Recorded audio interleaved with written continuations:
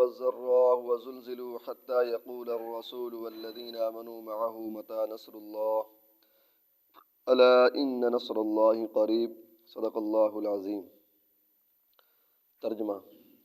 کیا تم نے خیال کر لیا ہے کہ جنت میں داخل ہو جاؤ گے؟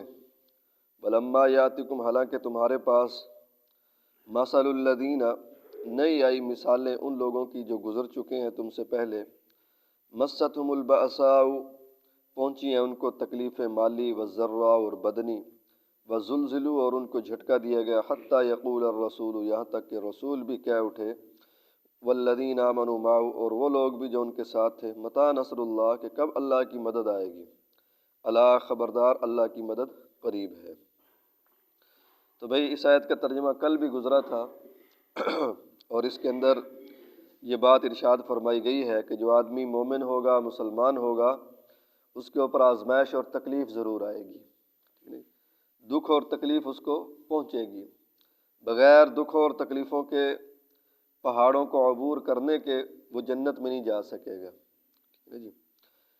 حدیث پاک میں آتا ہے کہ حفت الجنت بالمکارہ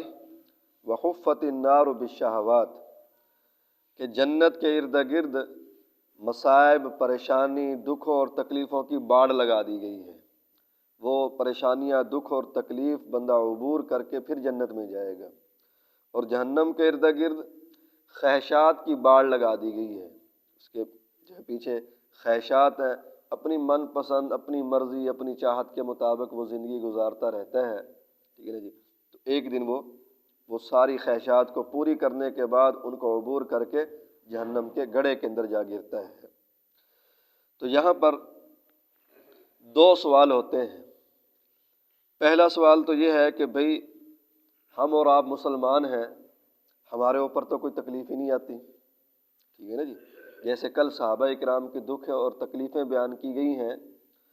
تو مسلمانوں کی اکثریت ایسی ہے کہ ان کے اوپر اب ایسی تکلیفیں نہیں ہیں۔ ہاں بعض ممالک کے اندر ہے جہاں پر کافروں کا غلبہ ہے، تسلط ہے، کشمیر وغیرہ کے حالات سنتے رہتے ہیں، یا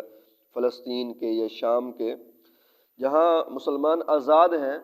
ان کے اوپر تکلیفیں نہیں آتی، ٹھیک ہے نا جی۔ اور کافی سارے لوگ تو ایسے ہوتے ہیں کہ وہ بالکل آسودہ حال ہوتے ہیں، مالدار ہوتے ہیں، کوئی پریشانی بھی نہیں ہوتی، صحت بھی ٹھیک ہوتی ہے، مالی طور پر بھی کوئی پریشانی نہیں ہوتی، اور ہوتے وہ مسلمان اور ایمان والے ہیں، تو وہ کیسے جنت میں داخل ہوں گے؟ بنتا ہے نا یہ سوال ہمارا۔ اپنے اوپر خود دیکھ لیں کہ اللہ تعالیٰ کتنے انعامات ہیں، کوئی دکھ اور کوئی تکلیف نہیں ہے، اور اللہ تعالیٰ کہہ رہے ہیں کہ جب تک تمہارے اوپر یہ تکلیفیں نہیں آئیں گی تم جنت میں نہیں جا سکتے۔ تو ایک تفسیر میں اس کا بڑا اچھا جواب لکھا ہوا تھا، فرمایا کہ جب آدمی مسلمان ہوتا ہے، کلمہ پڑھتا ہے اور اللہ تعالیٰ کے حکموں کو پورا کرتا ہے، تو اس کے اوپر بھی، بندے کے اوپر ایک نفس اور شیطان کی طرف سے تکلیف آتی ہے، ٹھیک ہے نا جی۔ اب مثال کے طور پر ہم اگر کافر ہوں تو کافر کتنی جو ہے ان کو پروٹوکول، کتنی جو ہے وہ مرتد ہو جائیں، اللہ تعالیٰ الیاذ باللہ، الیاذ باللہ جو ہے قادیانیت اختیار کرو، وہ ویزا وغیرہ، شادیاں وغیرہ یہ وہ کرواتے ہیں، لیکن سب کچھ مسلمان چھوڑتا ہے، ٹھیک ہے نا جی، صرف اس لیے کہ میرا ایمان مضبوط رہے، میرا ایمان بچا رہے۔ تو ایمان اور اعمال جب یہ کرتا ہے تو نفس اور شیطان کا مقابلہ کرتا ہے، ٹھیک ہے نا جی۔ نفس نہیں صبح کو اٹھنے دیتا، لیکن پھر بھی بندہ وضو کر کے مسجد کے اندر آتا ہے۔ نفس جو ہے ظہر کا وقت یا عصر کا وقت یا مغرب کا وقت کام کاج کا ہوتا ہے، دنیا کمانے کا ہوتا ہے، لیکن نفس و شیطان کے سارے چکروں، سارے ہیلوں کو، دنیا کو پیچھے رکھ کر پھر بھی بندہ جب مؤذن اللہ اکبر اشہد ان لا الہ الا اللہ حی علی الصلاۃ حی علی الفلاح کہتا ہے تو یہ کام چھوڑ کر مسجد کی طرف جاتا ہے، تو اس وقت اس بندے کے اوپر بھی ایک طرح سے تکلیف ہوتی ہے، ٹھیک ہے نا جی۔ تو اس لیے ہر بندہ جو ہے وہ آزمائش سے گزرتا ہے، ہاں کسی کے اوپر زیادہ، کسی کے اوپر کم، اور اس کے لیے اللہ تعالیٰ کے نبی صلی اللہ علیہ وسلم نے بتایا ہے کہ اشد الناس بلاء الانبیاء، سب سے زیادہ پریشانیاں اللہ کے نبیوں کے اوپر ہوتی ہیں، ثم الامثل فالامثل، پھر اس کے بعد جو جتنا زیادہ اللہ کے نبی کے قریب ہوگا، زیادہ مشابہ ہوگا، اس کے اوپر اتنی زیادہ بظاہر دکھ اور تکلیف آئے گی، ٹھیک ہے جی۔ اب بھی مسلمان دعوت و تبلیغ کا کام دیکھ لو، گھر بار کو چھوڑ کر جانا ہے، ٹھیک ہے نا جی، اور اپنا مال لگانا ہے، اپنا وقت لگانا ہے، ٹھیک ہے، اور دوسرے کی جا کر منتیں کرنی ہے، دوسروں کو سمجھانا ہے، تو یہ سب کام مشکل ہیں، ٹھیک ہے نا جی، اس کے اندر آدمی سے یہ کام کوئی آسان نہیں ہے، تو اس لیے بندے کو تکلیفیں اٹھانی پڑتی ہیں۔ دوسرا سوال یہ ہوتا ہے کہ صحابہ اکرام نے کہا کہ متی نصر اللہ، اللہ کے حبیب کب اللہ کی مدد آئے گی؟ تو یہاں یہ سوال ہوتا ہے کہ بھئی آیا کہ صحابہ کرام جن کو اللہ تعالیٰ کی ذات کے اوپر بڑا یقین اور بڑا توکل اور بھروسہ تھا، پھر وہ پکار اٹھے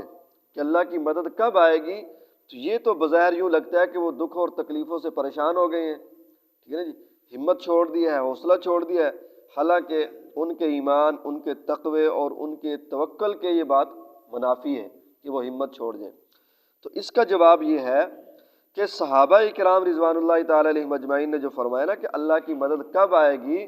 وہ اس وجہ سے تھا کہ اللہ کے نبی نے فرمایا تھا کہ اللہ ما وعدنا اللہ ورسولہ، کہ اللہ کی مدد آئے گی۔ اللہ تعالیٰ نے اپنے نبی اور مسلمانوں سے وعدہ کیا ہوا ہے مدد و نصرت کا، لیکن وہ وعدے کا وقت اور جگہ اور دن متعین نہیں تھا کہ کس دن مدد آئے گی، کس جگہ مدد آئے گی، کس وقت مدد آئے گی۔ تو صحابہ کرام نے یہ پوچھا تھا کہ اللہ کے نبی، وہ جو اللہ تعالیٰ نے ہم سے مدد کا وعدہ کیا ہوا تو وہ کب مدد آئے گی؟ مکہ کے اندر بھی ہم پٹتے رہے ہیں، مدینہ منورہ کے اندر بھی ایسے ہی ہوا کہ کبھی بدر ہو گیا، کبھی احد ہو گیا، اب احزاب کے اندر جو ہے غزوہ خندق کہا جاتا ہے اس کو، تو جس کے اندر حضور نبی کریم صلی اللہ علیہ وسلم نے اور صحابہ کرام نے خندق کھودی تھی۔ سردی کا موسم تھا، ہر ایک نے جو ہے بڑی جو ہے وہ گڑھا کھودنا پڑا، اور پتھریلی زمین کے اندر کھودنا پڑے تو یقیناً یہ بہت مشکل کام ہے۔ تو اس وقت صحابہ نے کہا تھا کہ اللہ کے نبی، مدینہ منورہ کے اندر بھی پریشانیاں ہی پریشانیاں، اور یہ غزوہ خندق کے موقع پر اللہ تعالیٰ نے آیات نازل فرمائی تھی، اس وقت یہ بھی فرمایا تھا کہ وَبَلَغَتِ الْقُلُوبُ الْحَنَاجِرَ، کہ اتنا سخت حالات مسلمانوں کے اوپر آئے ہیں کہ یہ دل جو ہے کلیجے باہر آ رہے تھے کہ بھی سارے مشرک اکٹھے ہو کر مدینے کے اوپر حملہ کرنے کے لیے آ گئے۔ تو اس وقت صحابہ نے کہا تھا کہ متی نصر اللہ، اللہ کی مدد کب آئے گی؟ تو اللہ کے نبی نے، اللہ تعالیٰ نے آیت نازل فرمائی کہ الا ان نصر اللہ قریب، میرے نبی میرے صحابہ کو کہہ دو کہ اللہ کی مدد بالکل قریب ہے، ٹھیک ہے نا جی، آنے والی ہے۔ پھر اللہ کی مدد آئے بھی صحیح کہ غزوہ خندق کے اندر ہی وہ کافر جو ہے وہ مجبور ہو کر ہار کر جو ہے وہ بھاگ گئے، اور اللہ کے نبی نے فرمایا کہ آج کے بعد کسی کو مدینے کے اوپر حملہ کرنے کی جرت نہیں ہوگی۔ اس کے بعد سے لے کر آج تک کسی نے بھی مدینے کے اوپر جو ہے، مسلمانوں میں آپس لڑائی جھگڑے یہ وہ فسادات ہوتے رہے ہیں، وہ ایک الگ چیز ہے، لیکن کسی کافر نے یا باہر سے آ کر مدینہ منورہ کے اوپر حملہ کر دیا ہو، ایسا کبھی نہیں ہوا۔ تو اس لیے یہ بات کوئی توکل اور تقوی کے منافی نہیں ہے۔ بہرحال اگر اللہ تعالیٰ کی طرف سے کوئی آزمائش آ جائے بھائی، یا کسی کے اوپر کوئی دکھ اور تکلیف آ جائے، بیماری آ جائے، تو اس کو گھبرانا نہیں چاہیے، اور جب عیادت کرنے کے لیے جائیں، اس کا پتہ کرنے کے لیے جائیں، ایک تو عیادت کرنا یعنی پتہ کرنا ثواب ہے، نا حدیث مشہور حدیث ہے کہ 70,000 فرشتے شام تک اس کے لیے کیا کرتے رہتے ہیں؟ دعا کرتے رہتے ہیں، اور شام کو جائے تو صبح تک اس کے لیے دعا اور استغفار کرتے رہتے ہیں۔ تو عیادت کے لیے یہی ہے کہ وہاں جا کر اس کو ڈرانا نہیں ہے، او ہو اس بیماری نال فلانا بھی مر گیا، فلانا بھی مر گیا، تیرے تو یہ بھی فیل ہو گیا، وہ بھی فیل ہو گیا، نہیں، بلکہ اس کو حوصلہ دینا ہے، اس کو تسلی دینی ہے کہ بھی ماشاءاللہ ٹھیک ہو رہا ہے، اور انشاءاللہ تو ٹھیک ہو جائے گا، تندرست ہو رہا ہے، پہلے سے بہتر ہو رہا ہے، یعنی تسلی کے کلمات اس کو کہنے ہیں۔ اور اگر وہ خود اس کو پتہ چل گیا ہے، ٹھیک ہے نا جی، وہ خود اگر مایوس ہوا پڑا ہے، تو پھر اس کو یہ بتاؤ کہ بھئی تکلیفیں اللہ تعالیٰ کی طرف سے آتی ہیں، اور ان تکلیفوں کے اندر جو ہے ایمان والے کے درجات بلند ہوتے ہیں، ان دکھوں کے اندر ایمان والے کے جو ہے اللہ تعالیٰ